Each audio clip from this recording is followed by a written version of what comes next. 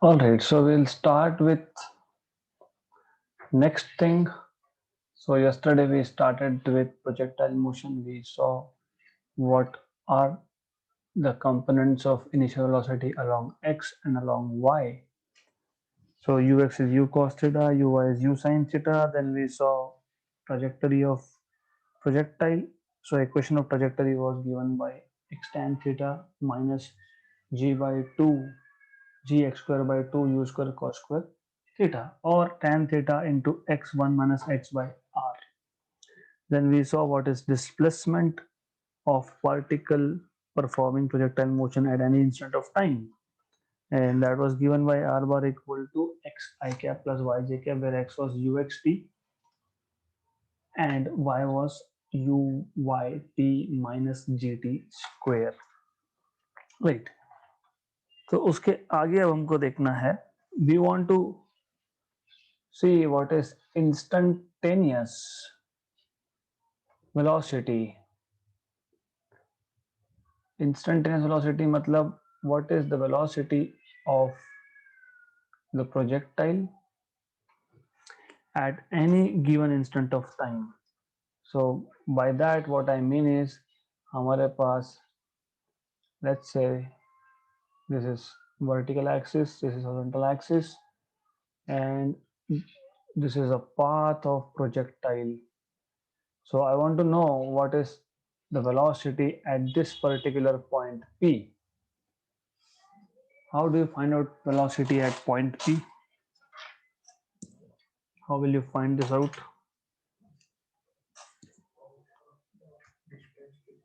Distance कितना travel हुआ. What is velocity vector at any instant of time? V bar is Vx I cap plus Vy j cap.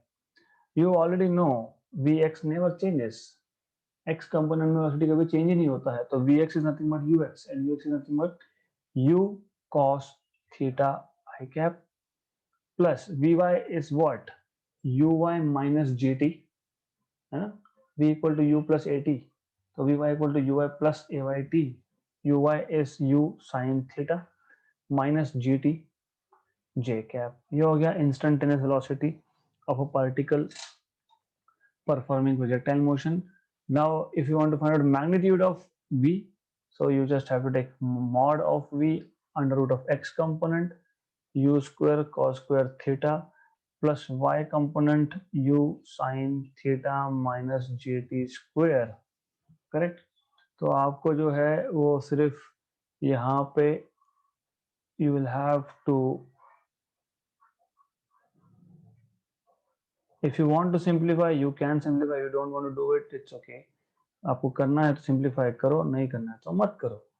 2u sin theta gt plus ji square T square, इसमें से आप you square common निकाल लोगे तो आपको मिल जाएगा v is equal to cos square plus sine square 1 होता है, तो it will be u square minus 2u sin theta g t plus ji square T square. तो you can have, finally this is a simplified version, you cannot further simplify it, तो ये simplified version है इसका.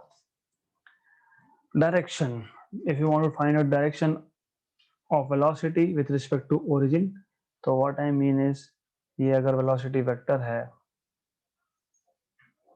right, इसका अगर हमको direction चाहिए, मतलब अगर मुझे अल्फा एंगल चाहिए तो tan alpha is always y component upon x component, and y component is u sin theta minus gt upon u cos theta. तो आपको मिल जाएगा direction of velocity, because you may be asked to find out directions also. Next thing, अब हमको ये देखना है what is change in velocity. Change in velocity, तो जब आप वेलोसिटी में कितना चेंज हुआ ये देखते हो तो दो पॉइंट्स चाहिए ना. How do you measure change? Initial velocity एक जगह पे, फिर दूसरा कोई पॉइंट लोगे. So we will describe the change by taking 2 points. It can be initial point and highest point. It can be initial point and final point. It can be final point and highest point. तो सबसे पहले पता होना चाहिए what is initial velocity. What is initial velocity of projectile? Initial velocity vector क्या है projectile का? U bar क्या आएगा? U cos theta. Right बोल रहे हो ना? हाँ, पर I cap plus U sin theta j cap. So ux I cap plus uy j cap. तो u cos theta I cap plus u sin theta j cap ये initial हो गया, right? Now if I talk about highest point, so what is velocity at highest point? If we talk about this particular thing, okay, so at highest point v at v bar बोल देते हैं. What is highest point velocity? U cos theta I cap because uy is 0 है ना. तो what is change in velocity? You can find out what is change in velocity. Exactly बताओ. Two u. हाँ, क्योंकि जब सब्ट्रैक्ट करोगे final minus initial तो u cos theta cancel होगा, तो you will have u sin theta but with a negative sign. U sin theta j cap with a negative sign is nothing but change in velocity between initial and the highest point, right? So this is what you should know. अगर आपको सिर्फ magnitude चाहिए तो it is quite simple, it is just u sin theta. If you want magnitude at lowest point, again मतलब trajectory complete हो गया, तो what is final velocity पता है आपको, मैंने बताया था क्या होता है, सिर्फ y कंपोनेंट रिवर्स हो जाता है, राइट? तो what is the change in velocity between lowest and initial point, final point and initial point? v bar minus u bar, वापस से it will B minus 2u sin theta j cap. So this is quite simple thing, you can do it easily, इसमें difficult नहीं है इतना, right? तो अगर आपको change in velocity मिल गया तो चेंज इन मोमेंटम मिल जाएगा, क्योंकि change in momentum is just mass times of change in velocity, सिर्फ मास से मल्टीप्लाई कर दोगे हो जाएगा. So we are not going to spend time over here क्योंकि ये इजी है. What is time of flight? Time of flight is the total time taken by the projectile to cover its entire trajectory. It is equal to time of ascent plus time of descent. Time of ascent is u sin theta by g and time of descent is also u sin theta by g, so 2u sin theta by g. Okay, good. Then what do you mean by complementary angles?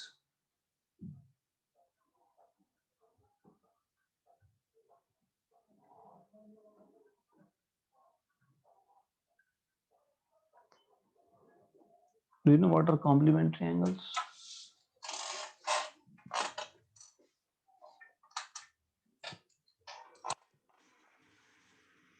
You don't know what are complementary angles? देखो ऐसा है, if I project a projectile at an initial angle of 30 degree, so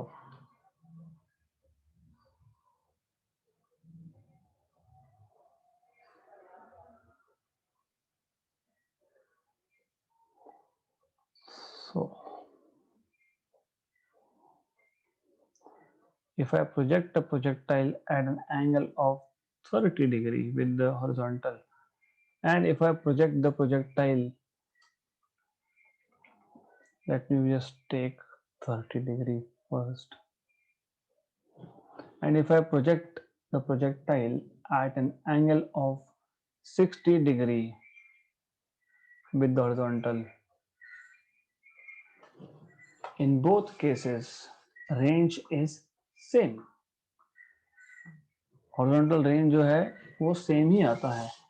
सो 30 और 90 degree ये जो angles है उसको आप बोलते हो कॉम्प्लीमेंट्री एंगल. तो ये हो गया आपका 30 और 60, ये 30 डिग्री है 60 degree है, and I'll take 30 degree over here, right? So angle 30 and angle 60 are called as complementary angles, and the range of projectile for both are same. तो थीटा एंड 90 माइनस थीटा या फिर theta plus 45 and theta minus 45, these are called as complementary angles of each other, right? तो अभी ये जो मैं बताने वाला हूँ ये नीट में 2-3 बार आया है. What are the ratios of times of flight for two objects projected at different angles but having same horizontal range? मतलब they are trying to tell you that the projectiles are projected at complementary angles. तो time of flight का equation अभी आपने बताया 2u sin theta by ji.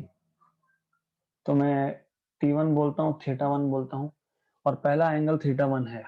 Okay, दूसरा angle जो है वो कॉम्प्लीमेंट्री है, मतलब 2u sin of 90 minus theta 1 है ना, upon g. What is sin of 90 minus theta 1? sin of 90 minus theta कितना आता है? cos थीटा आता है. ट्रिग्नोमेट्री पता होना चाहिए. तो रेशो तो 2u sin theta 1 by g upon 2u cos theta 1 by g, मतलब ये आ गया आपका tan of theta 1. And what will be the product? Simple, 2u sin theta 1 by g into 2u sin theta 2 by g cos theta 1 by g. तो ये आ गया आपका 4u स्क्वायर. मैं इसको भी लिख सकता हूँ. If you want you can write it in terms of range also. So what you can do is 2u square 2 sin theta 1 cos theta 1 upon एक g यहाँ पे, एक g यहाँ पे. This is range of first, right? But ranges are same दोनों case में. तो फिर आपके पास ये आएगा, basically you will have 2r by g.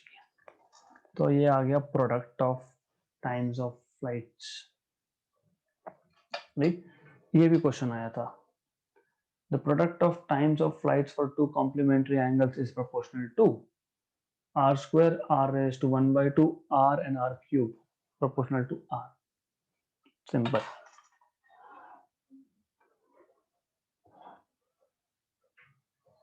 तो थ्योरी जो ले रहा हूँ, it's not theory actually, we are solving numericals here.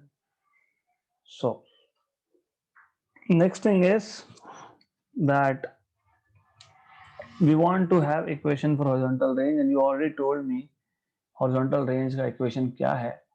You already told me, but still I will want to put it down again. तो horizontal range का equation you can write in 2-3 different forms. You can write down 2u square cos theta sin theta by g. You can write down this as 2, what are the 2? u square sin 2 theta by g. और you can write down, देखो u square में से एक u cos के साथ, एक u sin के साथ, तो 2ux uy by g. I prefer to have this particular form because this is easy to remember. Similarly, maximum height हमने अभी तक डिराइव नहीं किया, but in any case time of flight derive किया ही है. Time of flight is 2u sin theta by g, मतलब 2uy by g. तो if you want, it is better that you remember this in terms of uy and ux. तो यहाँ से आप range और time of flight में भी equation derive कर सकते हो. तो range is nothing but ux time of flight. वही होता है ना, क्योंकि क्या होता है, s equal to ut plus 1/2 at square. s मतलब r, पूरा मोशन खत्म हो चुका है. तो मैं अभी s की जगह पे x नहीं r लिखूंगा, क्योंकि अभी वापस से प्रोजेक्टर ग्राउंड पे आ गया है. ux और पूरा मोशन खत्म हो गया इसलिए कैपिटल टी लिखूंगा। हाँ, तो r equal to u x t है, तो range is u x t also. तो दो तीन तरीके से आप लिख सकते हो इन चीजों को। So that's why I told you it is always easy to remember in this particular fashion and not anything else. And then we need to know what is maximum height. वैसे मैक्सिमम रेंज कब होता है? 45 degrees पे। उसकी value क्या आती है? U square by g. क्यों? अभी आपने लिखा ना sine 2 theta, 2 into 45 90, sine 90 is 1। तो आर मैक्स आपके पास आएगा u square by g at theta 45। Maximum height, what is the equation of maximum height? U square sine square theta by 2g। ये एक्चुअली है u y square by 2g। ये कैसे आता है? इजी, बहुत इजी है। What we know is maximum height point B पे velocity का y कंपोनेंट होता है 0। यह है h। मैं बोलूंगा v square equal to u square plus twice a s. तो v y square u y square a y s y, v y square is 0, है ना, at highest point v y 0। U y तो आपको पता ही है, u y तो u Y रखो, ठीक है, यू वाई स्क्वायर माइनस, क्योंकि ए वाई माइनस होता है, the object was going against gravity, तो जी, और ये आपका है मैक्सिमम हाइट एच, है ना। तो एच के आगे आपके पास u y square by 2g, देखो u y square by 2g। तो you actually get this from equations of kinematics, so it is not really a big deal. तो ये आपको सारा आपको इतना याद होना चाहिए। अगर याद नहीं है तो कम से कम you should be able to derive this, and it is very easy to derive. Then of course you must also know relation between h and r. Relation between h and r easy है। कैसे करोगे? ऐसे case में क्या करना, ऐसे case में easy है, r लेना h लेना, दोनों को डिवाइड कर देना। r क्या था?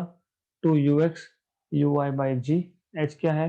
uy square by 2g, g g cancel, एक uy कैंसल, तो 4 times of ux by uy, ux by uy, u cos theta upon u sin theta, u भी कैंसल, तो cot थीटा, 4 cot थीटा। तो r by h is equal to 4 cot theta, मतलब r equals to 4h cot theta.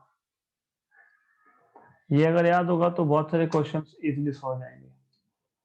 जैसे आपको बोला होता है बहुत बार, if the range is twice the maximum height then what is the angle of projection, ना।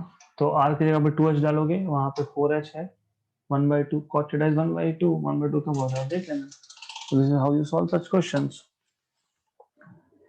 Any doubts so far? Nothing. Okay. So now it is important because you have not thought of it earlier. अब तक हम लोग क्या कर रहे थे? अब तक हम लोग ये प्रोजेक्टाइल मोशन हम स्टेशनरी फ्रेम ऑफ रेफरेंस, मतलब इनर्शियल फ्रेम ऑफ रेफरेंस से देख रहे थे हम लोग, non accelerated frame of reference से देख रहे थे। We were standing on the ground and we were like looking at the motion. I want to know what will be equations of displacement, only displacement at this point of time, of one projectile seen from the other projectile। मतलब एक projectile पे मैं खुद बैठा हूं और मैं दूसरे प्रोजेक्टाइल मोशन को देख रहा हूं। तो we want to see what is how motion of a projectile looks like as observed from another projectile। So motion of a projectile as observed from another projectile।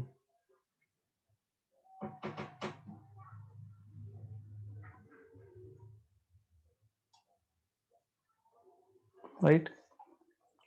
So if you want, I will draw a diagram, but it's not required really because it's a simple thing. So this is XY plane. You have one projectile here. You have another projectile here. Let's say something like this because they don't have same horizontal range. ऐसा कुछ मान लो, कोई फर्क नहीं पड़ता है. We just need a diagram. Correct. मैं मान लेता हूँ कि ये जो है ये बॉल ए के लिए है और दूसरा जो है वो बॉल बी के लिए है, राइट? तो we will first write down for ball A, for projectile A,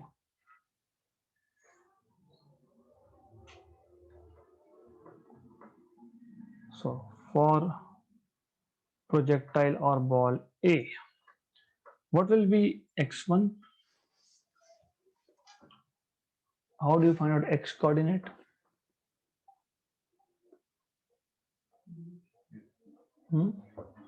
U cos theta into t, ux into t है ना? हाँ, तो u1 cos theta 1 into t, both have different angles of projection assumption. What is y1? u1 sin theta 1 into t minus half gt square. Similarly for ball B, x2 is equal to u2 cos theta 2 into t and y2 is equal to u2 sin theta 2 into t minus 1 half gt square. Correct? Right. So t is common. You cannot write down t1 and t2 here. Okay. Why we cannot write down t1 and t2? Because we are measuring the motion of one projectile sitting on other at the same time. So you cannot write down t1 and t2 over here. So I want to know what is the position of ball A as seen from ball B. So position of A with respect to B. So it is easy. तो ball A मतलब 1, उसका position देख रहे हो with respect to B, तो x1 minus x2. तो मेरे को सब ट्रैक करना है. When you subtract these two, it is simple thing. So u1 cos theta 1 minus u2 cos theta 2 into t, and y will be y1 minus y2. So y will be y1 minus y2. That will be equal to y1 में से y2 में जब minus करूंगा तो मुझे मिलेगा u1 sin theta 1 minus u2 sin theta 2 into t, और half gt square cancel out हो जाएगा. करेक्ट. ओके, तो this is what you must know. Then we can also talk about energy of projectile, but I will skip it for the time being because it's not important for NEET to know what is the kinetic energy of projectile at a given instant of time. But if at all it is required to find out kinetic energy of projectile at a given instant of time, that is half mv square. v आपको पता है, अभी हमने v निकाला था ना, if you remember. ये यहाँ पे हमने कहीं तो ये v लिख के रखा है ना? तो हाफ एम वी स्क्वायर मतलब ये इसका स्क्वायर, मतलब रूट हटा दोगे and you will get what is kinetic energy of projectile at a given instant of time. Right. Then this is all about oblique projectile motion. Ground to ground. We are moving to our next type of projectile motion, that is horizontal. The name itself says horizontal projectile motion. मतलब आपको पता होना चाहिए. I'll just tell you, give you a very simple example, real life example. I have nothing to throw, but let's say I have a particle here at the edge of this table और मैंने उसको यहाँ से धक्का दे दिया, push. तो push कौन सी direction में है? ये x. मतलब हम लोग इनिशियल वेलोसिटी कहाँ दे रहे हैं? x, हॉरिजॉन्टल डायरेक्शन में, राइट? तो ui क्या हो गया? 0. बराबर. ux क्या हो गया? u. दूसरा, but after you give it a push, gravity will start acting on it. Minus g, ay will be minus g and ax will be 0, क्योंकि आपने सिर्फ इनिशियल वेलोसिटी x डायरेक्शन में दिया है, but you are not given, there is no force in the x direction by the way, तो ax still remains 0, है ना? तो that kind of motion is called as horizontal projectile motion. So in this case, first what we would like to know is what is path of horizontal projectile. Path of horizontal projectile मतलब जैसे आपने equation of trajectory लिखा था, यहाँ पे भी आपको equation of trajectory मतलब y और x का रिलेशन चाहिए. So before that I should draw a diagram. For example, let's say this is some tower on which we had a ball which was given a push.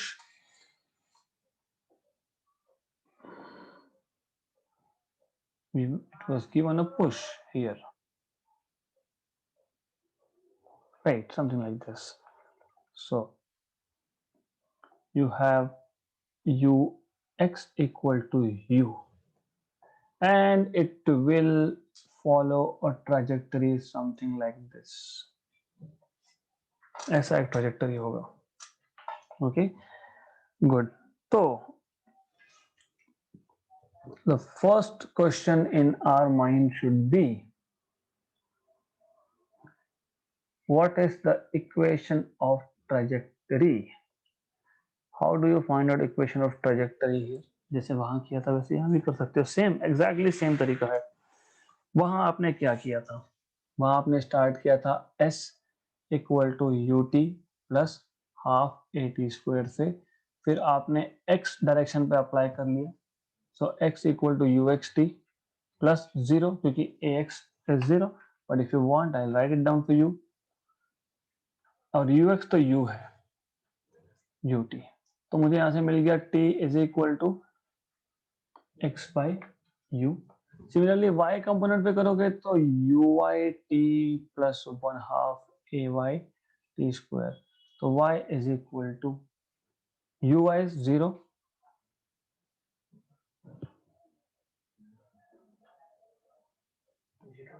बराबर. लेकिन आगे second term का पूछ रहा हूं मैं, minus q. That is where you have to think. Ground to ground projectile में आपने अगेंस्ट ग्रेविटी प्रोजेक्ट किया, हॉरिजॉन्टल में हाइट टू ग्राउंड में you just give it a push and then gravity does its own work. मतलब gravity के direction में जा रहा है ऑब्जेक्ट, पॉजिटिव, राइट? तो y is equal to g by two t square, but हमको x और y का रिलेशन चाहिए था, तो t इसलिए हमने लिखा है x square by u square. This is equation of trajectory. तो ये ज्यादा सिंपल है in fact. Then second thing we want to know what is displacement.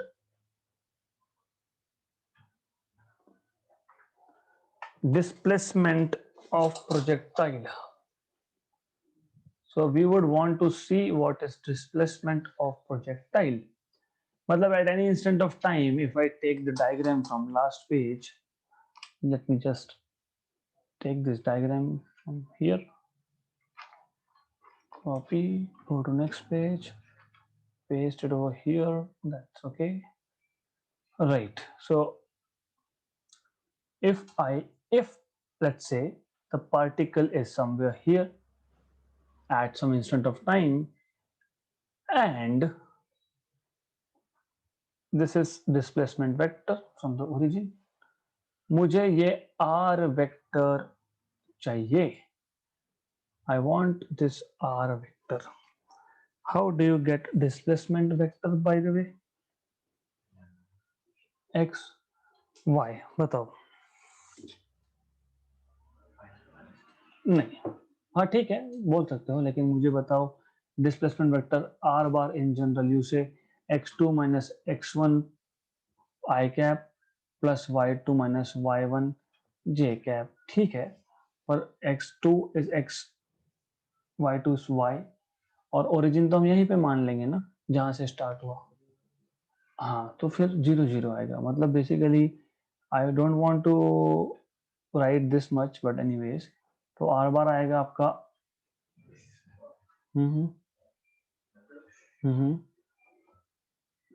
Plus, plus नहीं माइनस। क्यों माइनस? ओरिजिन कहाँ सेट किया? 0 पे ऊपर। ये ओरिजिन है, इससे ऊपर y पॉजिटिव, इससे नीचे y नेगेटिव, तो y क्या है वहां पे? नेगेटिव। हाँ, तो यहाँ पे होती है गलतियां, क्योंकि हमने g प्लस लिया फिर यहाँ पे y माइनस लिया, because we have selected origin there. अगर मैं बिल्डिंग के नीचे ओरिजिन सेट करूँ तो y पॉजिटिव आएगा, है ना? तो this is something that you must remember. Well, we are not done yet. x is uxt, displacement distances speed into time, so x is uxt I cap, y is uyt plus 1/2 g2 square j cap। तो r bar equal to ux, तो ut है, I cap, uy 0 है इस case में, है ना, minus half gt square j cap। तो अगर आपको आर बार का मॉड्यूलस चाहिए, मतलब मैग्नीट्यूड चाहिए, तो u square T square minus 1/4 g square t raise to 4, सिर्फ स्क्वायर किया है। If you want you can take out t square common and simplify, वो आपके ऊपर है। अब अगर आपको एंगल चाहिए, एंगल अल्फा, ये एंगल अल्फा चाहिए अगर आपको, तो y component upon x component of displacement. तो if you want you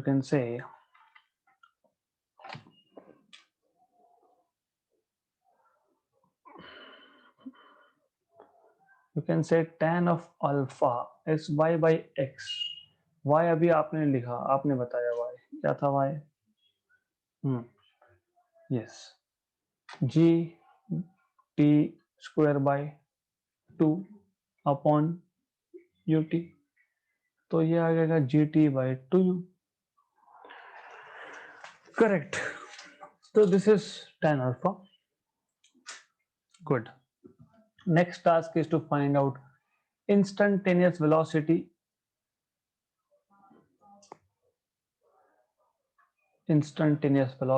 velocity at any instant of time। ये कैसे फाइंड करोगे? वही v bar equal to v x i cap, then कैसे फाइंड करते हो? वेक्टर कैसे फाइंड करते हैं? X component i cap plus y component j cap. सिर्फ यहाँ पे माइनस क्यों लिख रहा हूं मैं? हाँ, राइट। तो because even for velocity you will have one component here and other like here, so y is still pointing down। So tell me, this is ut, this is gt, है ना? v equal to u plus at से vy equal to uy plus gt, और uy 0 है तो gt आएगा, right. तो velocity का magnitude क्या आएगा फिर? u square T square minus g square T square, मतलब t outside u square minus g square, g t square by 2 था नहीं, जी टी एक v है, v equal to u plus a t है, बराबर है, राइट। तो यहाँ पर u ये t नहीं आएगा। Good. So you need to tell me if I am doing something wrong. हम वेलोसिटी की बात कर रहे हैं, तो vx इज जस्ट u, है ना? x component, initial x component क्या था? u था, फाइनल भी u ही रहेगा क्योंकि चेंज ही नहीं होता x, तो t नहीं आएगा, है ना? तो v is velocity, u is velocity, तो ये u स्क्वायर प्लस बोल सकते हो, because when you take magnitude x component square plus y component square, तो वो ऐसा आ जाएगा आपका। So this is magnitude of velocity. Right. समझे यहाँ तक? पक्का? Good. डायरेक्शन ऑफ वेलोसिटी कैसे निकालोगे? मतलब tan ऑफ फाई या अल्फा जो भी बोलो, y vy by vx. What is vy? gt low minus gt low, doesn't matter, gt by u हो गया, राइट? तो ऐसा आप फाइंड कर सकते हो. Then I would want to know what is time of flight in this case. Time of flight. How do you find out time taken by the projectile to reach ground? How do you find out time of flight? Easy है. मान लो इसका height h है, building का height जो है वो h है, so this is h. Equations of kinematics, of course. S equal to ut plus 1/2, s equal to ut plus 1/2 at square. जब मैं बोल h is equal to initial velocity का y कंपोनेंट 0 था, तो मैं y लिखूंगा, right? हाँ, minus नहीं, a इज प्लस g. सिर्फ डिस्प्लेसमेंट ऑफ वेलोसिटी वेक्टर होने की वजह से वो ओरिजिन से नीचे है, इसलिए माइनस. यहाँ पे ए वाई प्लस जी क्यों है? क्योंकि ग्रेविटी के डायरेक्शन में मोशन है. देखो दो चीजें हैं, दो तरीके होते हैं. एक टावर के टॉप जहां से प्रोजेक्टाइल को प्रोजेक्ट करने वाले हैं वो ओरिजिन मान लिया. जब मैं डिस्प्लेसमेंट की बात करूंगा तो कहीं पे भी पार्टिकल हो, when after it starts motion, उसका एक्स कंपोनेंट हमेशा पॉजिटिव होगा और वाई कंपोनेंट हमेशा नेगेटिव होगा. तो जब मैं डिस्प्लेसमेंट की बात करता हूँ, displacement is a vector, right? उसमें x component i cap plus y component j cap आएगा, लेकिन नेगेटिव में है इसलिए माइनस जे कैप आएगा, करेक्ट? वेलोसिटी के साथ भी ऐसा ही है, बट एक्सेलरेशन पॉजिटिव क्यों लिया? क्योंकि ग्रेविटी के डायरेक्शन में मोशन है, राइट? इसलिए प्लस साइन आता है. तो ये आएगा आपका जी कैपिटल टी. क्यों कैपिटल टी? क्योंकि टाइम ऑफ फ्लाइट है, मतलब पूरा मोशन खत्म हो गया. तो यहां से क्या मिलेगा आपको? T square equal to 2h by g, मतलब टी क्या मिलेगा? Under root of 2h by g, correct? Good. तो टाइम ऑफ फ्लाइट मिल गया तो हॉरिजॉन्टल रेंज मिल जाता है. फिर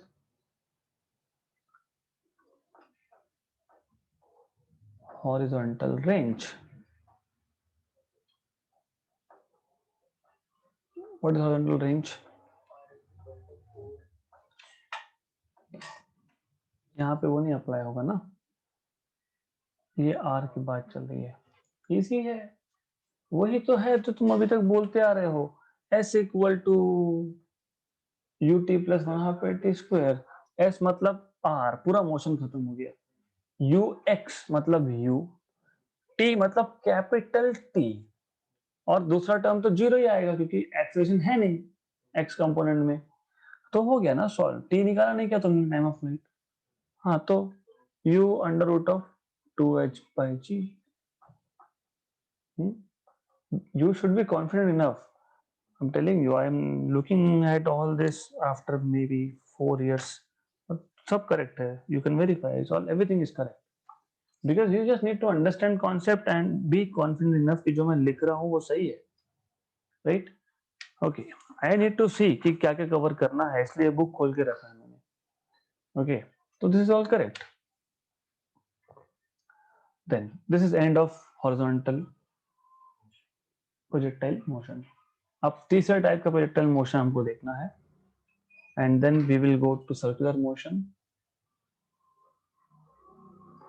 Well, almost 80% of the questions already cover हो गए हमारे इसमें projectile motion से related, क्योंकि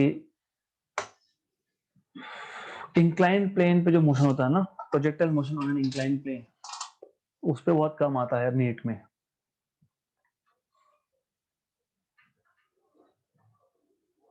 So third type of projectile motion is projectile motion on an inclined plane, right. तो इसमें क्या है कि हमारे पास ये एक प्लेन था हॉरिजॉन्टल, इसी को मैंने थोड़ा सा इंक्लाइन कर लिया विथ रिस्पेक्ट टू हॉरिजॉन्टल, और अगर मैंने ये एक्स एक्सिस था, ये वाई एक्सिस था, मैं अगर एक्स को रोटेट कर रहा हूं तो वाई भी रोटेट होगा। तो y will be somewhere here. इसको एक्स डैश वाई डैश भी बोल सकते हो, doesn't matter what you call them, so it is x y. Angle of inclination is alpha. और अब मैं मतलब समझो हिल के नीचे रुक के हिल के ऊपर पत्थर फेंक रहे हैं, वही चीज है। We are projecting on an incline plane, तो we are actually projecting a projectile on an inclined plane, right? Everything else more or less remains same. So initial velocity of projection जो हम लेंगे, initial direction of projection, angle of projection जिसको बोलते हो तुम, angle of projection जो हम लोग लेंगे that will be again called as theta. अभी भी इस केस में भी with respect to inclined plane, x component and y component of velocity, मैं वापस बोल रहा हूँ with respect to inclined plane is still, ये कंपोनेंट आपका है u पैरेलल बोल देंगे क्योंकि ये पैरेलल टू इंक्लाइंड प्लेन है, क्योंकि मैं x तो इसको भी मान सकता हूँ, इसलिए still u cos theta, and इसको बोल देंगे u perpendicular, okay, is equal to u sin theta. सिर्फ डिफरेंस क्या है? By the way, do you remember anything from NLM, Newton's laws of motion में? आप ऑब्जेक्ट को एक इंक्लाइन प्लेन पे अगर रखते हो तो यहाँ पे फोर्स के कंपोनेंट्स कैसे होते हैं? मान लो ये एंगल अल्फा है,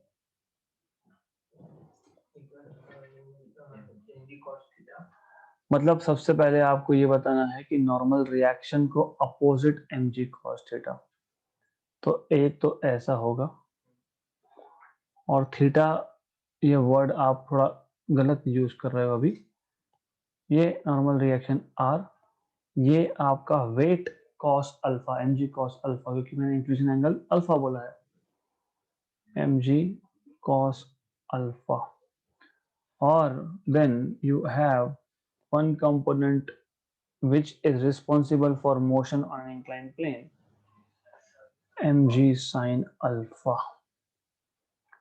तो ये आपका आ जाता है mg sin alpha। मतलब एक्सेलरेशन के लिए कौन रिस्पॉन्सिबल? जी, राइट। ऑब्जेक्ट कहाँ आ रहा है?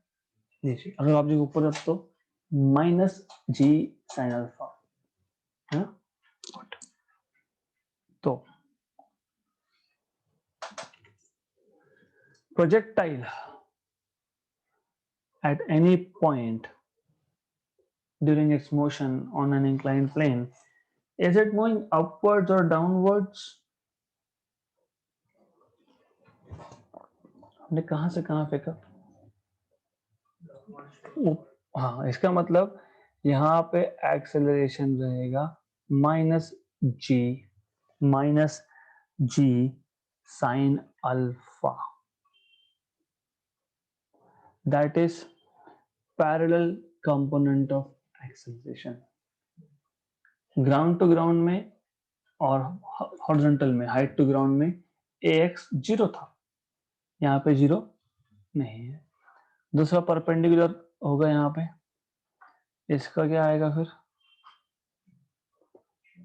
g cos of alpha. Clear? अगर आपको इतना समझा है तो फिर यहाँ पे अब इक्वेशंस हमको लिखने पड़ेंगे, दे आर इजी। सिर्फ चेंज क्या होता है याद रखो, कुछ मैं आपको डिराइव करने लगा दूंगा, you can do it at your home. First of all I would like to know what is time of flight here. तो t इज इक्वल टू 2u साइन थीटा था बाय g था कहाँ पे, ऑब्लिक में, ग्राउंड टू ग्राउंड में। यहाँ पे सिर्फ एक्स्ट्रा कॉस अल्फा फैक्टर आता है। क्यों आता है? जी कॉस अल्फा है। नीचे कौन ला रहा है प्रोजेक्टाइल को वापस?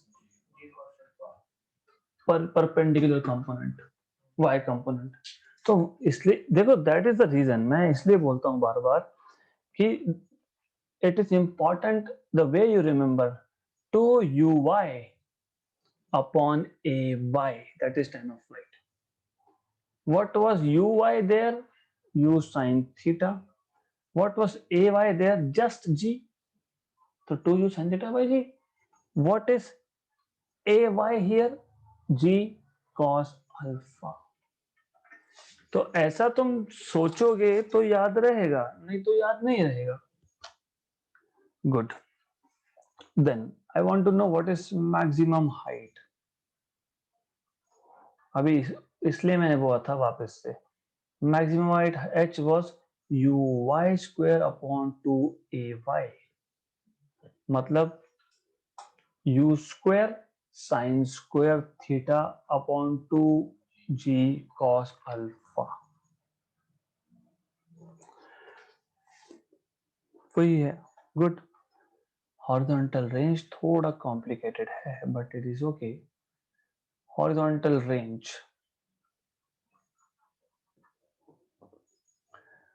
तो u2ux uy ये प्रॉब्लमेटिक है क्योंकि 2ux uy बाई जी, फिर जी को मैं, याद है ना, r equal to 2ux uy by g, g को मैं ax बोलूँ कि ay बोलूँ, that is important. ay, right. Okay, तो यहाँ पे ये नहीं चल सकता। क्यों नहीं चल सकता?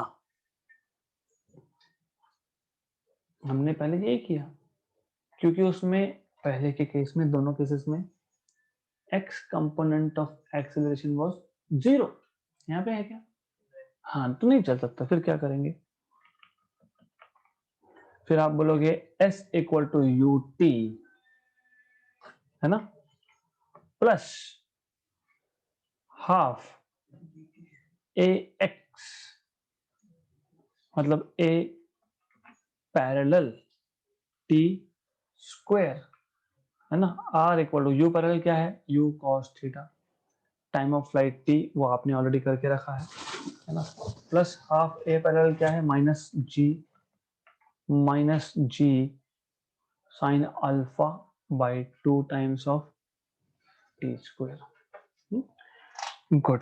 तो इसको सॉल्व करना पड़ेगा आपको, टाइम ऑफ फ्लाइट टी का इक्वेशन सब्स्टिट्यूट करना पड़ेगा और सिंप्लीफाई करना है आपको। That is your job to do. मैं डायरेक्ट फाइनल लिख रहा हूँ। यहाँ पे 2u स्क्वायर, जैसे वहां पे था, क्या था? 2u square sine theta cos theta by g. यहाँ पे 2u square sine theta cos of theta plus alpha बराबर plus alpha upon g cos square alpha, ऐसा आता है। Correct? So this is range. Clear? Done. Okay.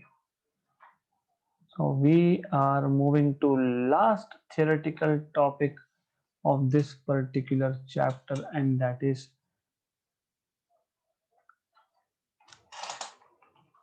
circular motion.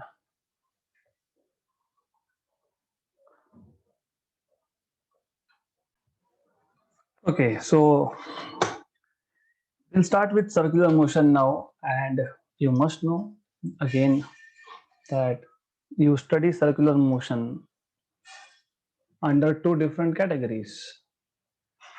कौन कौन सा?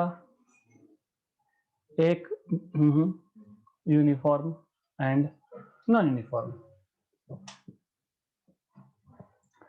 Uniform में क्या होता है?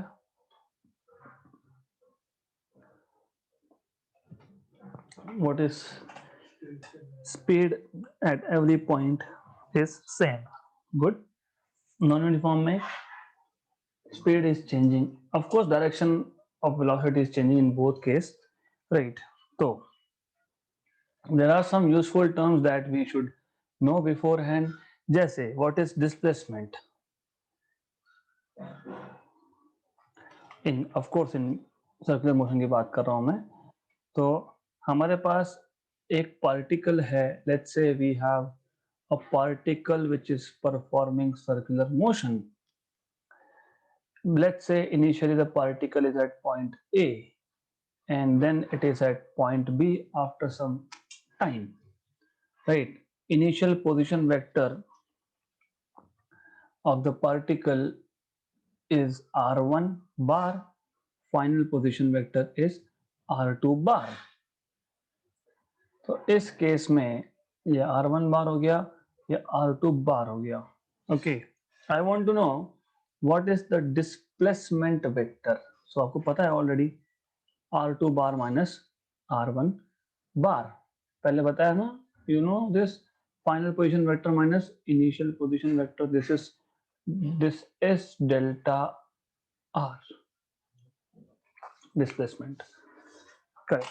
So I want to know what is this delta r bar.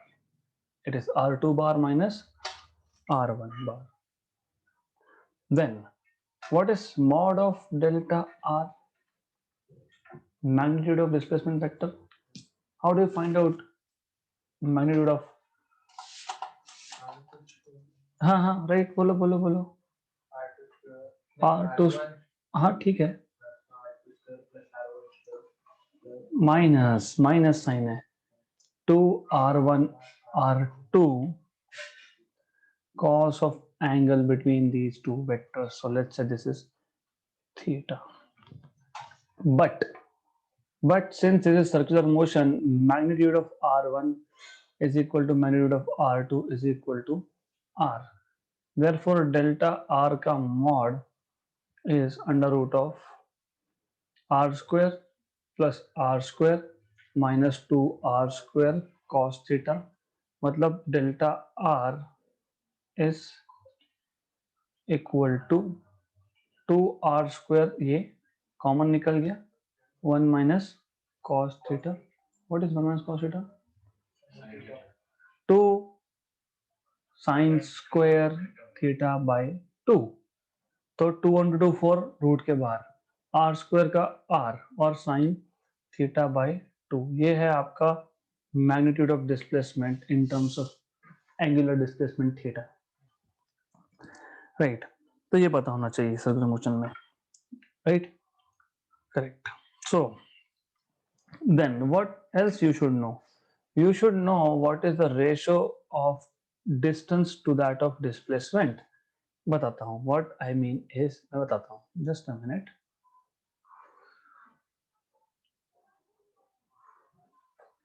I need some space here.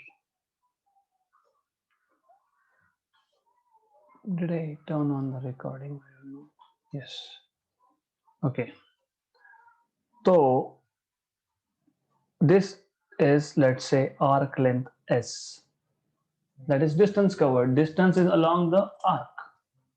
Displacement is final position minus initial, that is a straight line.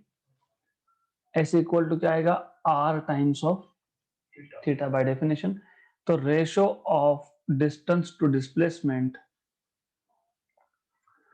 ratio of distance to the displacement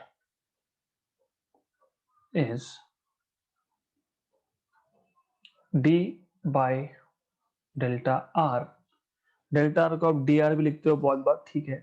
this is s मतलब r theta है ना, और ये है आपके पास 2r sine theta by 2, r r cancel, right. तो theta by 2, 1 by sine is cosec है ना, 1 by sine is cosec theta by 2.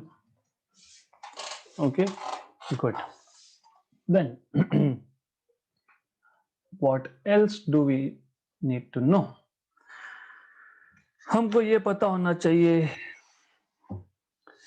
what is change in velocity. जैसे आपने change in displacement देखा delta R 2r sin theta by 2, वैसे आपको पता होना चाहिए कि change in velocity, मैंने एक कवर भी करवाया है आपसे पहले, change in velocity in circular motion is delta v is equal to 2v sin theta by 2, exactly on the same lines.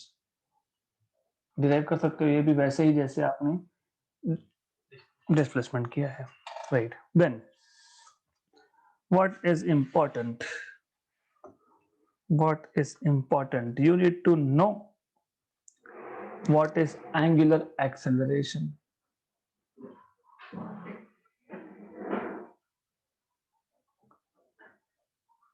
What is angular acceleration in case of circular motion?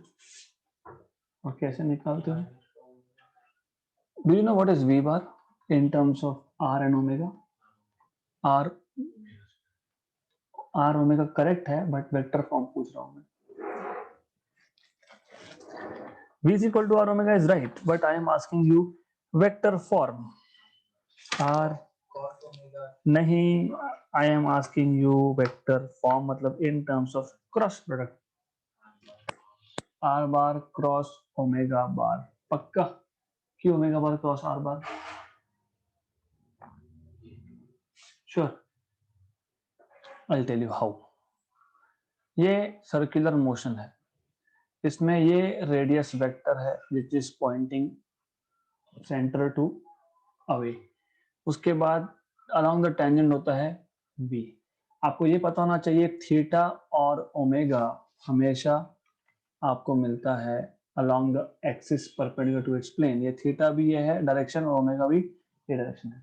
अगर मैं v बार को shift करता हूं तो yes I can shift v bar here, कर सकते हैं ना पैरेलली. ओके, तो डू यू नो, आपको ये पता है क्या कि राइट एंगल बोल रहा हूं, थंब रूल नहीं, screw rule, right hand screw rule सीखा है आपने? आर बार कहाँ है? देखो आर बार कहाँ है, आर बार यहाँ है ना, अपन डायग्राम बराबर है ना. ओमेगा कहाँ है? हियर, ऊपर, ओमेगा ऊपर, right, correct. R bar cross omega, r bar cross omega कहाँ जाएगा? करेक्ट है क्या फिर वो diagram? Confidence is missing. Confidence is missing.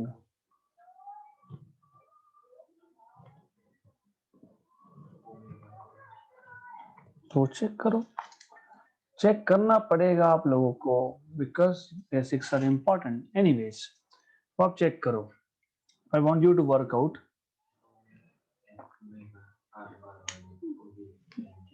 Problem ये है कि हमको ओमेगा का डायरेक्शन फाइंड करना पड़ता है, हमको पता होता है वी और आर का, तो इसलिए मैंने बोला कि you have to work out, you have to know. तो चेक करो वो क्या आता है, because I mean only then you can understand what is acceleration by the way. Very good. तो d dt of r bar cross omega bar. Do you remember derivative of u into v, something like that? What was product rule? Derivative of u into v, derivative of two functions, derivative of u into v, u as it is derivative of v plus v as it is derivative of u. Correct? Correct. Incorrect. क्यों incorrect? ये आप इसलिए लिख पाते हो क्योंकि scalar form है. Vector form में जो पहला है उसका डेरिवेटिव पहले लेना, मतलब dr bar by dt cross omega as it is plus r bar as it is d omega bar by dt. ये आ गया आपका acceleration, right? Okay, then what you need to do is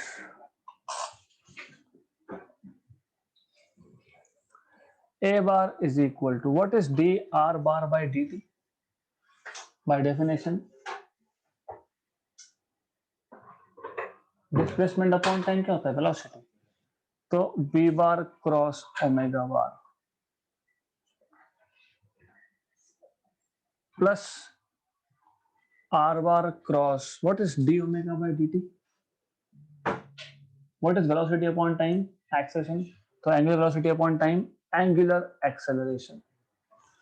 अब ऐसा है कि आपके पास एक्सेलरेशन इन सर्कुलर मोशन, मैंने यूनिफॉर्म ये वर्ड यूज नहीं किया, तो दो कंपोनेंट्स है, एक है v क्रॉस ओमेगा, एक है r क्रॉस अल्फा। अब थोड़ा लॉजिकली सोचो, you need to think logically. This is the direction of theta, omega and also alpha if there is acceleration. अगर रिटार्डेशन है तो alpha goes down minus alpha, correct? Right. तो मतलब ये direction है आपका अल्फा का और ये डायरेक्शन है आपका आर का। R cross alpha, r cross alpha will be a vector which will be over here, है ना? क्योंकि क्रॉस प्रोडक्ट जो होगा तो आर और अल्फा दोनों को परपेंडिकुलर होगा, करेक्ट? फिर ये जो वेक्टर है मैं इस वेक्टर को यहां शिफ्ट कर सकता हूं, शिफ्ट कर दिया, करेक्ट? तो ये टेंजेंशियल डायरेक्शन है कि नहीं, बराबर? तो ये जो कंपोनेंट है ये होता है टेंजेंशियल कंपोनेंट ऑफ एक्सीलरेशन। मतलब जिसमें आर है वो टेंजेंशियल कंपोनेंट है एक्सीलरेशन का, राइट? और जिसमें आर नहीं है वो रेडियल कंपोनेंट है एक्सीलरेशन का, राइट? वैसे भी v bar cross omega bar करोगे तुम, ये वी बार है, क्रॉस ओमेगा करोगे तो वो रेडियल डायरेक्शन ही देगा आपको, right? This is how you remember, it's that simple. तो ये मिल गया, इसका मतलब आपको क्या मिल गया कि a r is v cross omega, v cross omega. अगर मैं इसका मैग्नीट्यूड लिखता हूं सिर्फ रेडियल का, दैट इज वी ओमेगा, और मैंने बताया this is along the radius, है ना? मतलब ये सेंट्रीपिटल एक्सेलरेशन हो गया, because centripetal is toward centre. और इसके दो तीन फॉर्म आते हैं, तो radial acceleration is centripetal acceleration that is v omega, but v is r omega तो r omega square, but v is r omega तो omega is v by r तो v स्क्वायर बाय r, है ना? v omega, v omega, v क्या है? r omega into omega, r omega square. पर यहीं से आप बोल रहे हो ना v is equal to r omega, आपने बोला ओमेगा क्या है? v बाय r, फिर सब्स्टिट्यूट कर दूंगा ना, r v square by r square, तो v स्क्वायर बाय r बचा, करेक्ट? तो this is how you get it, so this is how you get it, right? Tangential component क्या है आपका? r cross alpha. मतलब आपको यहां से मिलेगा ये वेक्टर, ये scalar v is equal to r alpha, correct? Good. तो ओवरऑल आपको क्या मिल गया? a as under root of A T square plus A R square, क्योंकि दो कंपोनेंट थे। अगर आप यूनिफॉर्म सर्कुलर मोशन की बात कर रहे हो तो tell me in UCM what remains constant? Speed remains constant. So if speed remains constant मतलब there is no angular acceleration, speed constant है तो सो इन दिस केस अगर यूसीएम है तो in case of UCM, in case of UCM AT anyways becomes 0 since alpha is 0. तो इसलिए आप वहां पे लिखते हो AT is just under root of AR square which is just AR। तो यूनिफॉर्म सर्कुलर मोशन में सिर्फ सेंट्रीपिटल एक्सेलरेशन होता है, मतलब टुवर्ड्स सेंटर एक्सेलरेशन होता है, that's it. But in general in non uniform circular motion you have two components of acceleration, which is tangential and radial.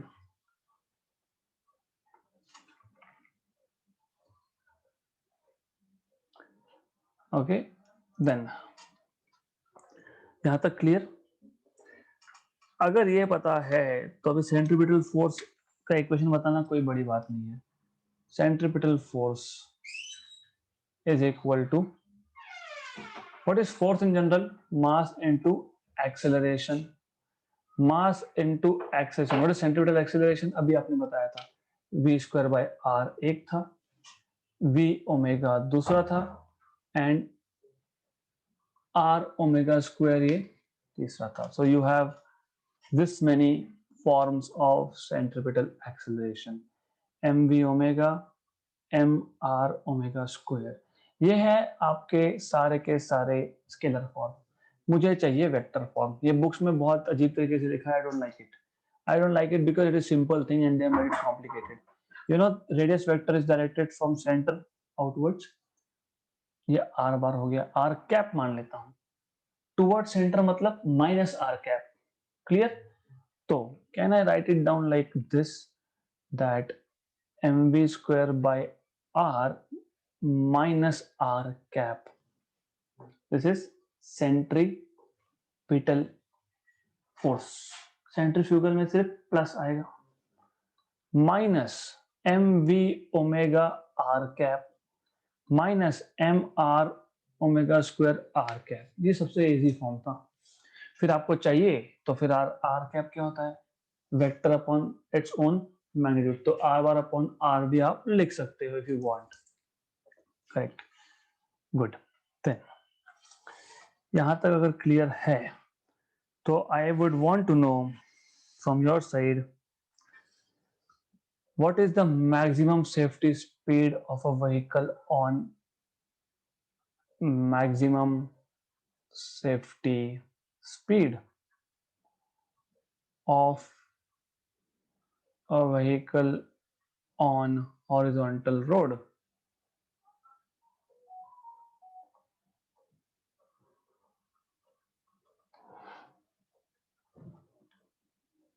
yes, हमारे पास एक हॉरिजॉन्टल सर्कुलर रोड है। जैसे ही हम टर्न पे आए, centrifugal force starts acting on it. The vehicle will skid if there is no centripetal force. तो centripetal force मिलता कहां से हमको इस केस में? सेंट्रीपिटल तो चाहिए, नहीं तो सेंट्रीफ्यूगल विल डोमिनेट। कहां से मिलता है centripetal force? The required centripetal force so that you can take turn on a circular track safely. Banking तो बाद में आएगा, अभी बैंकिंग नहीं की।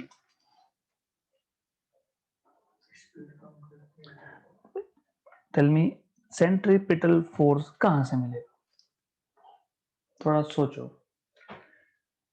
गाड़ी पुराना हो गया तो उसका टायर चेंज करने का ऐसा एडवाइस होता है आफ्टर एवरी 3000-4000 किलोमीटर। क्यों? Friction. So necessary centripetal force is provided by force of friction between tire and road surface. Correct? And ये जो frictional force है, frictional force जो है आपका, it should be always greater than or equal to centripetal. क्योंकि centrifugal है, उसको balance करने के लिए सेंट्रीपिटल चाहिए ना। करेक्ट? तो फ्रिक्शनल फोर्स कम हुआ तो नहीं चलेगा, ग्रेटर देन और इक्वल टू। क्योंकि फ्रिक्शन कम हो गया तो इसका मतलब सेंट्रीफ्यूगल डोमिनेट करने लग गया, मतलब the vehicle will skid again. What is frictional force? Mu times of normal reaction. Normal reaction is mg should be greater than equal to mv square by r. Cancel, cancel. So v square should be less than equal to mu rg. So v safety speed should be less than equal to. So this is the minimum value of, sorry, maximum value of, maximum है, इससे ज्यादा speed हुआ तो vehicle will again skid, right? To take a safe turn on a horizontal circular track. Horizontal क्यों बोल रहा हूँ? There is no banking as of now, right? तो अब हमारे पास आएगा बैंकिंग का concept.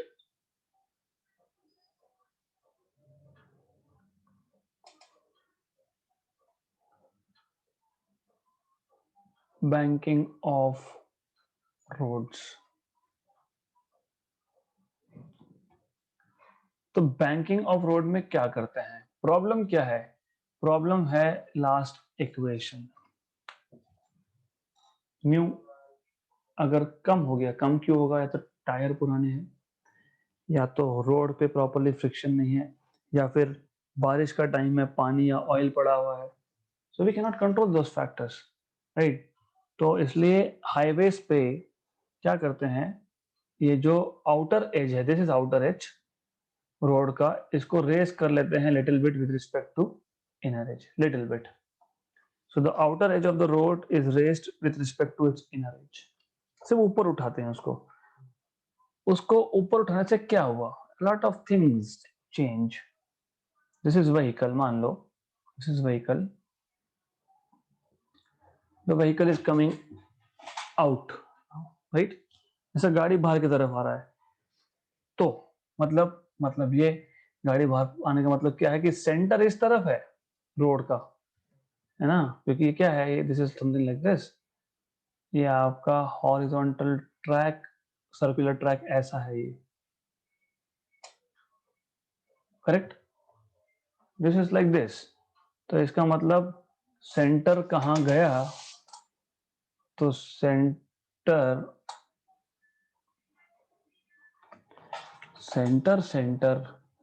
where it went, center, it is somewhere here of the road, correct? Good. तो अभी किसी बुक में कैसा दिया है, किसी बुक में कैसा दिया है, I am not worried about that. what we are worried about is components of forces.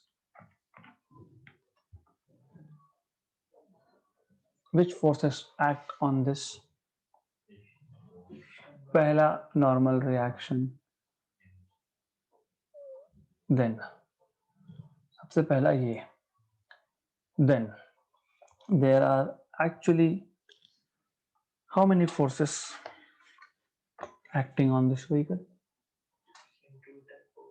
एक वेट हमेशा रहेगा, एक नॉर्मल रिएक्शन है, एक फ्रिक्शन है. अभी प्रॉब्लम क्या होता है, कंफ्यूजन कहाँ होता है?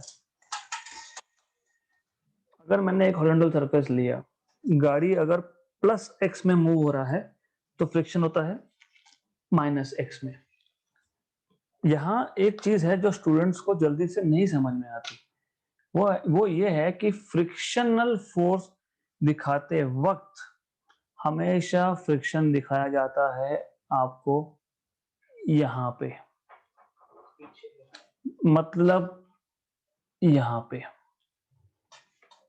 Correct? Problem is here, why like this? गाड़ी तो ऐसा बाहर आ रहा है ना, तो फ्रिक्शन तो पीछे होना चाहिए, फिर ऐसा अंदर की तरफ क्यों दिखा रहे हो? एग्जैक्टली, स्किडिंग रोकना है. जब टर्न पे है तो गाड़ी बाहर की तरफ स्किड हो रहा है, तो उसको रोकने के लिए अंदर की तरफ फोर्स चाहिए, तो that is why friction is here. तो this is very important thing to understand, ये समझना जरूरी है. This is friction. this angle is theta, this is also theta, angle of banking. फिर ये mg है तो ये mg cos थीटा है, ये नॉर्मल रिएक्शन r है, और ये है आपका mg sin theta. And friction का भी देखना पड़ेगा। तो ऐसा करते हैं, what I will do is, मैं एक लाइन ड्रॉ कर लेता हूं यहाँ पे। Okay good, because this is very confusing thing, तो क्लियर होना बहुत जरूरी है। no, ये एंगल अगर थीटा है तो ये एंगल भी थीटा होगा। I want to know where is friction, क्योंकि फ्रिक्शन के बिना तो काम होने नहीं वाला। Where is friction, I am listening, green colour friction है। ओके फिर एम जी साइन थीटा तुमने गलत बता दी मेरे को। Exactly that's why I am telling you ना, ये इसीलिए तो प्रॉब्लमैटिक है। I have seen a lot of students making a mess over here.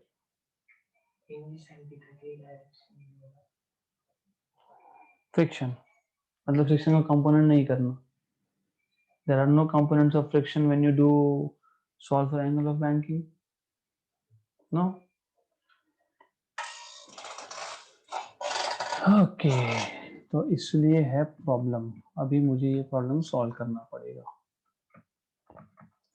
वापस एक बार ऐसा करता हूं, मैं थोड़ा सा इसको ज्यादा इंक्लाइन करता हूं तो और इजी होगा समझने में। व्हीकल हियर,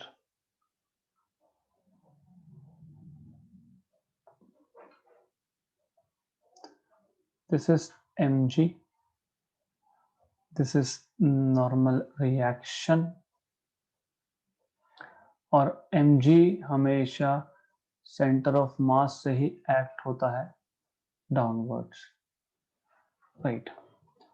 तो पहले पहले जो जो चीजें हमको समझी है we should write, this is R, this is mg, this is mg cos theta, mg cos theta को परपेंडिकुलर यहाँ पे mg sin theta.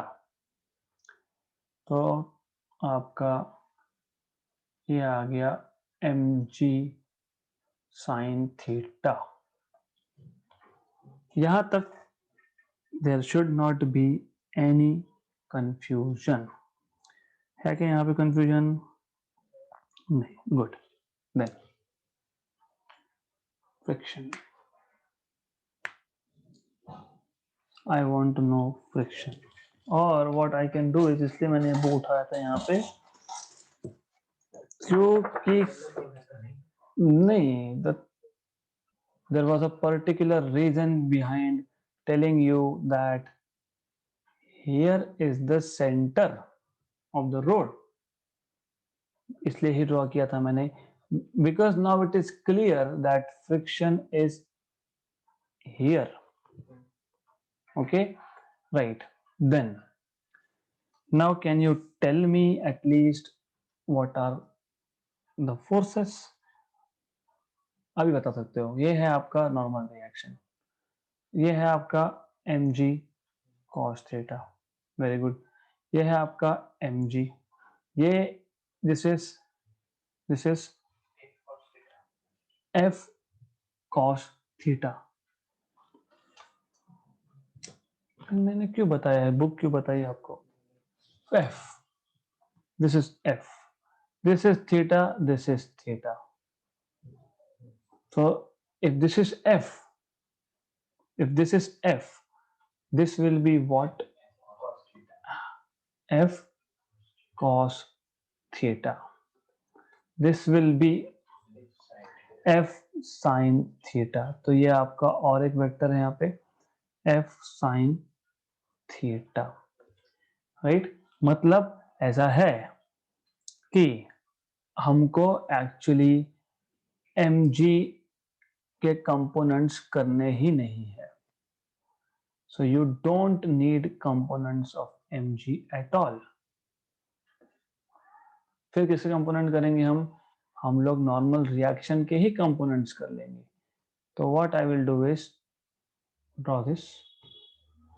Then we have, yeah, what is this component over here? Pakka, r cos theta. And here, sure na? Good. Pakka pakka, r sin theta. Right? Clear? Good. So this is what we needed. मतलब what we can say is कि f sin theta and mg is equal to r cos theta. So r cos theta is equal to f sin theta plus mg, or I better write mg plus f sin theta, and r sin theta plus f cos theta is providing necessary centripetal force, which is mv square by r. इसका मतलब I can write this as r sin theta is equal to mv square by r minus f cos theta. Equation 1, equation 2. Good. तो या फिर ठीक है, I can just do little bit of changes because मुझे m cancel करना है, तो मैं इसको लिख सकता हूँ यहाँ से mg is equal to r cos theta minus f sin theta. Equation number 1, equation number 2. Dividing equation 1 by 2, तो mv square by r upon mg is equal to r sin theta plus f cos theta upon r cos theta minus f sin theta. तो v square by rg, r is mu times of frictional force. नहीं, ध्यान नहीं दे रहे हो आप लोग, ध्यान नहीं दे रहे हो. Frictional force is mu times of normal reaction. उल्टा बोला था मैंने, राइट? तो this is R cos theta minus mu times of normal reaction, ऐसा. अब आप यहां से क्या कॉमन निकालते हो? आप आर cos थीटा कॉमन निकालते हो. तो पहले में तो cos था नहीं, फिर कॉमन निकाल लिया. Sine upon cos is tan plus mu, बराबर है ना, upon R cos 1 minus mu tan theta. Cancel cancel, तो v square is equal to R G mu plus tan theta upon 1 minus mu tan theta. इसका मतलब v is under root of are G tan mu plus tan theta 1 minus mu tan theta. Now you compare with maximum safety speed. अगर friction zero हो गया तो there is no way you can take a turn. गाड़ी लगा दो, पैदल जाओ, क्योंकि you can not even pull it. Friction zero, no way you can take turn. Friction zero हो भी गया तो भी म्यू जीरो है, मतलब under root of are G tan theta बचने वाला है. थीटा आ गया इक्वेशन में, मतलब it is because of angle of banking that even if there is no friction you can still take turn safely. Correct, right? ये important था. अब let's see what is conical pendulum, and then lastly we will see what is vertical circular motion. Conical pendulum, हाँ हाँ, that is horizontal circular motion. उस पे example है.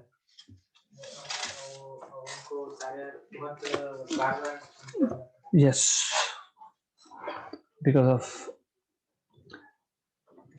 mg downwards is balanced by friction upwards. क्योंकि normal reaction ऐसा आ गया. This is the orientation of tyre, correct. Normal reaction नीचे क्या है, mg, ऊपर क्या है, फ्रिक्शन। नॉर्मल रिएक्शन क्या कर रहा है, mv²/r दे रहा है, तो normal reaction gives necessary centripetal force there.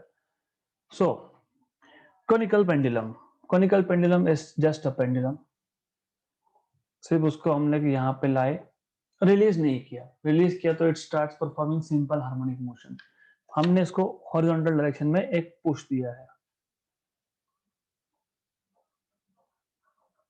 तो it starts performing circular motion in horizontal plane, and horizontal plane normally this is uniform circular motion. Potential energy at every point of the path is constant because the height from the ground is more or less same. ठीक है. This angle is semi-vertical angle at any point. Let us say B. What are the forces acting? mg here, right? Tension T in the string there. फिर मैं अगर इस line को extend करता हूं तो ये थीटा, तो ये भी थीटा, मतलब ये mg cos थीटा, और यहाँ पे टूवर्ड्स सेंटर आपका आएगा mg sin थीटा. मतलब tension is balanced by mg cos theta and centripetal force mv²/r, where r is radius of this circular motion, is given by mg sin. तो इन दोनों को जब आप डिवाइड करोगे mg sin by mg cos, तो आपको मिल गया tan थीटा, बराबर.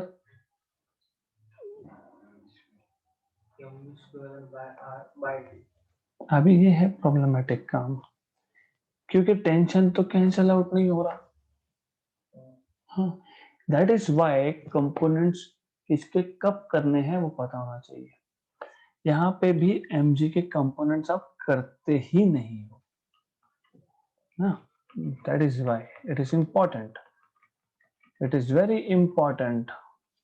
तो करते हो कंपोनेंट्स. ये भी एंगल थीटा है, this is t cos theta, this is t sin theta.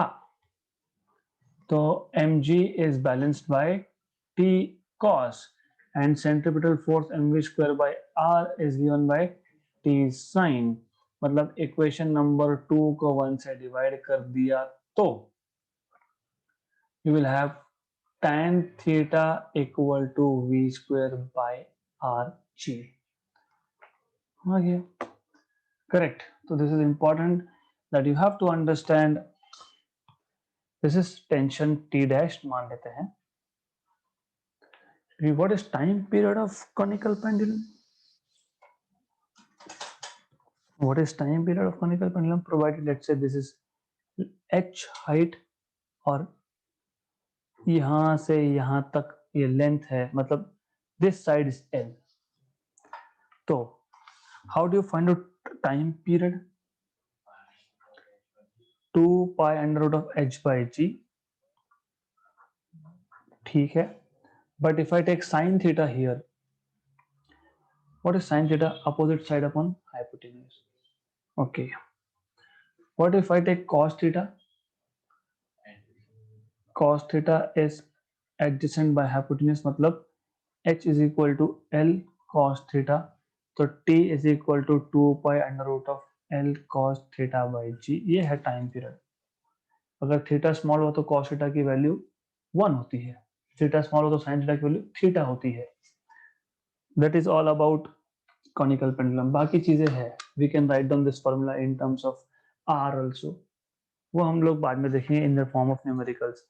Last thing, last topic, theoretical topic, and that is vertical circular motion.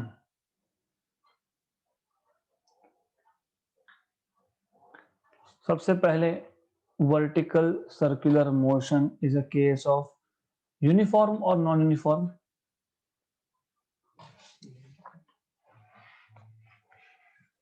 Uniform. क्यों यूनिफॉर्म? नॉन यूनिफॉर्म क्यों non uniform? Vertical circular motion, हमने एक string लिया है, उस पर एक ball बांध दिया है और हम लोग इसको वर्टिकल सर्कल में हम लोग इसको मोशन दे रहे हैं, तो क्यों यूनिफॉर्म?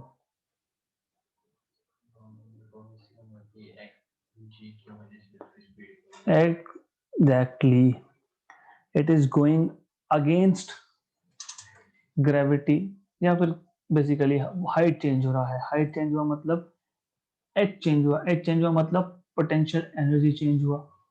और बाय द वे ग्रेविटी के अगेंस्ट जाएगा या तो ग्रेविटी के डायरेक्शन में आएगा, तो देयर इज एक्सेलरेशन। एक्सेलरेशन मतलब speed does not remains constant. A B से C it is going against gravity, B to A it is going against gravity, slowing down. A से B it is coming towards accelerating. acceleration deceleration, acceleration deceleration, this is non-uniform. To find out equations you have to start with highest point, and you start with highest point a, और आपको जब इसके equations derive करने होते हैं, highest point पे tension T downwards है, mg भी डाउनवर्ड्स है, राइट। मैं टेंशन T1 बोलता हूं क्योंकि टेंशन भी अलग अलग पॉइंट पे अलग अलग होगा यहाँ पे। तो आप बोलोगे T1 plus M ji is equal to M V square by R V1 square, correct. Centripetal force चाहिए, कौन दे रहा है? टेंशन और M G. Something that is given incorrect in textbooks, वो बोलते हैं tension at point A should be 0 so that the particle performs circular motion। Tension 0 ना मतलब वायर लूज हो गया, वायर लूज होना मतलब डायरेक्टली नीचे स्ट्रेट लाइन मोशन। तो हम बोल सकते हैं tension should be approximately 0, minimum value of tension, है ना। तो अगर अप्रोक्सीमेटली 0 हो गया तो मुझे मिल गया m ji is equal to M v one square by r, m m cancel, तो V1 मिल गया under root of are g. तो minimum velocity at point A होता है, हाईएस्ट पॉइंट पे होता है। मैं ऐसा करता हूं, मैं इसको ग्राउंड मान लेता हूं, मतलब height at point B is 0, height at point A is 2 times of R, क्योंकि रेडियस प्लस रेडियस। अब अगर मुझे बी पॉइंट पे फाइंड करना है या सी पॉइंट पे फाइंड करना है, तो मैं क्या बोलूंगा? Use law of conservation of total energy. Total energy at A is equal to total energy at B. Total energy at A is sum of potential and kinetic, and at B is also sum of potential and kinetic. But potential is 0 क्योंकि height is 0, है ना। Potential at A is mgh और h is 2r, and kinetic at A is half m v1 square, v1 square is rg, अभी आपने find किया, equal to kinetic मतलब half M V two square, V two find करना है। तो इसमें से एम एम एम कॉमन निकल के गया, एम एम कैंसिल कॉमन हो जाएगा, यहाँ बचेगा 3/2 आर जी, यहाँ बचेगा हाफ वी टू स्क्वायर, बराबर, करेक्ट है।